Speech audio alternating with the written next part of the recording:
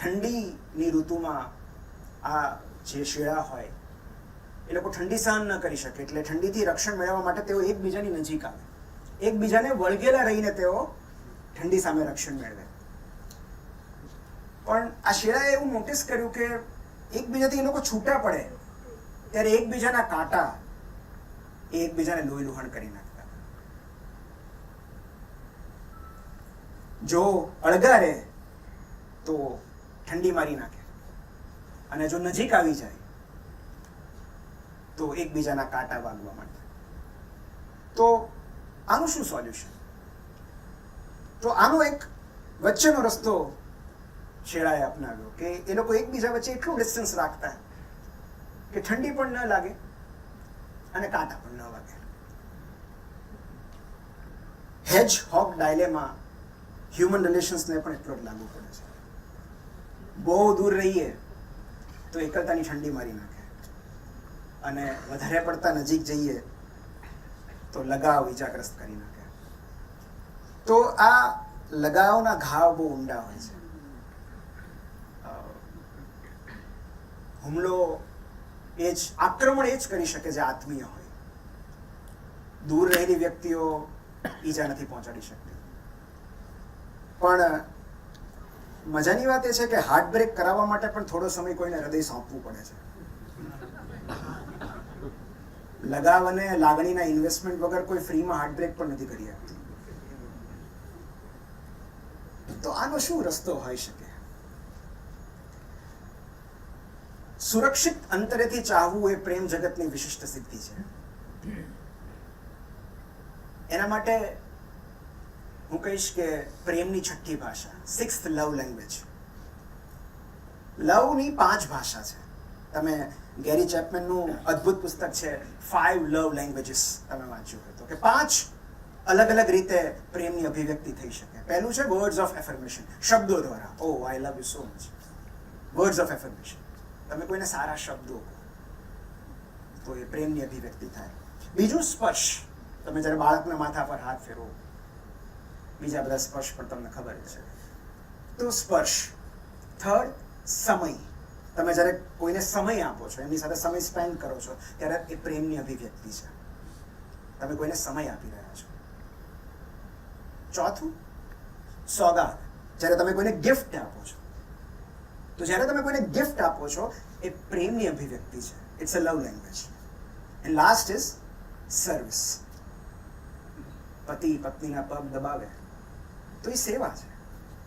પત્ની પાણી કે ચા લઈને રસોડામાંથી આવે તો એ પ્રેમ છે, એ સેવા છે. તો જ્યારે પણ આપણે આપણા પ્રિયજનોની સેવા કરીએ છીએ એ રીતે આપણે સેવા દ્વારા પ્રેમની અભિવ્યક્તિ કરીએ છીએ. So mainly these are the 5 love languages. પણ આમાં એક સૌથી મહત્વની છઠ્ઠી લવ લેંગ્વેજ મિસિંગ છે, જેની વાત મારે કરવી છે. ટાગોરની એક નવલકથા છે ધ લાસ્ટ પોએમ, અને એ લાસ્ટ પોએમમાં જે એની નાયિકા હોય છે એ લગ્ન માટેની બહુ વિચિત્ર શરત મૂકે છે. એ નાયકને એવું કહે છે કે લગ્ન પછી આપણે લગ્ન તો કરી લઈએ, પણ લગ્ન પછી આપણે સાથે નહીં રહીએ. એટલે પેલો એકદમ શોક થઈ જાય કે સાથે નહીં રહીએ એટલે? તો કે આપણે બે અલગ અલગ ઘરમાં રહેશું. મારું ઘર અહીંયા છે, મારા ઘરની સામે એક મોટું તળાવ છે, અને તળાવની પેલે પાર તારું ઘર છે. આપણે ક્યારેક સવારે મોર્નિંગ વોકમાં સાથે થઈ જશું, બાકડા પર બેસીને વાતો કરશું. ક્યારેક હું તને ડિનર માટે બોલાવીશ, ક્યારેક તું મને ચા માટે ઇન્વાઇટ કરજે, પણ આપણે સાથે નહીં રહીએ. હવે આ એક રૂપક છે, મેટાફોર છે. પ્રેક્ટિકલી એ પોસિબલ નથી, પણ અહીંયા જે વાત થઈ છે એ છે સિક્સ્થ લવ લેંગ્વેજ, અને એ છે સ્પેસ. કોઈ પણ જે લોકો ટાઈપ કરતા છે એને ખબર છે કે જેમાં સ્પેસ બાર ન હોય તમે કઈ રીતે લખી શકો? સો મને એવું લાગે છે કે લખતી વખતે સૌથી મહત્વની કોઈ કી હોય તે સ્પેસ બાર છે.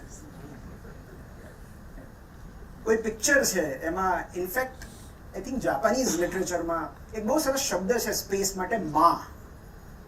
એ લોકો જેટલું મહત્વ આર્ટને આપે છે એટલું જ મહત્વ એ આર્ટની ફરતે રહેલા અવકાશને, સ્પેસને આપે છે. તમારા પિક્ચરમાં, તમારા પેઇન્ટિંગમાં સ્પેસ જેટલી વધારે એટલું વધારે beautiful. So space is the most important thing. મને મોડું એટલે જ થયું કે 3 કે 4 કિલોમીટરનું અંતર કાપતા 30 મિનિટ થયા, because there was no space. So traffic જ્યાં હોય છે, તમે અડીને ચાલતા હો તો તમે આગળ દૂર સુધી ન જઈ શકો. તમે હાઈવે પર એટલે જ ગતિ કરી શકો છો કારણ કે તમારી આજુબાજુ સ્પેસ છે. તો પ્રોગ્રેસ માટે, પ્રગતિ માટે સ્પેસ જરૂરી છે. અને મેં હમણાં જ મારી લાસ્ટ મેરેજ એનિવર્સરી વખતે મેં લખ્યું હતું કે love is all about growth. If you ask me કે લવને એક શબ્દમાં તમે ડિફાઇન કરો તો I would say love is growth. Intellectual growth, emotional growth, spiritual growth, financial growth, professional growth. કારણ કે વી આર હાર્ડવાયર્ડ ફોર ગ્રોથ.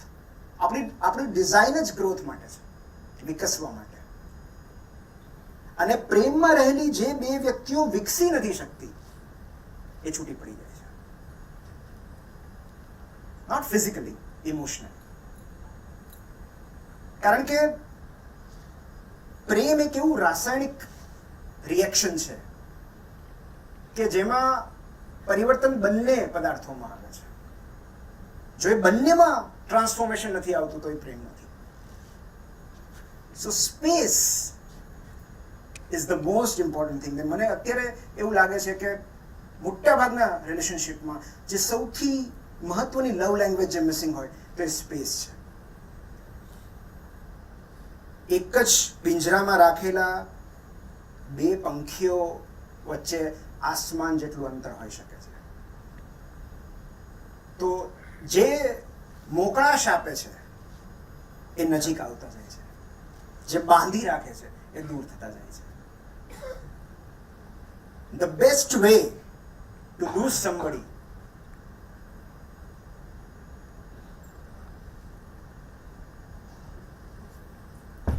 બુદ્ધે એવું કહેલું કે you only lose what you cling to. તો કોઈને ગુમાવી દેવાની શ્રેષ્ઠ રીત એમને પકડી રાખવાની છે. તો જેઓ ઉડતા પતંગિયાને પકડે છે તેઓ પ્રેમના સ્વભાવ વિશે નથી જાણતા. જેઓ પોતાની ખુલ્લી હથેળી પર બેસવા માટે પતંગિયાને મજબૂર કરે છે તેઓ પ્રેમનો સ્વભાવ જાણે છે. સો આટલું મોટું આકાશ પડતું મૂકીને રોજ સાંજે પંખી એના માળામાં એટલે પાછું ફરે છે, એ ડાળી પર પાછું એટલા માટે આવે છે કારણ કે એને ભરોસો છે કે કાલ સવારે ફરીથી એને ઉડવાની સ્વતંત્રતા મળશે. ડાળી એને બાંધી નહીં રાખે કે તારે નથી ઉડવાનું.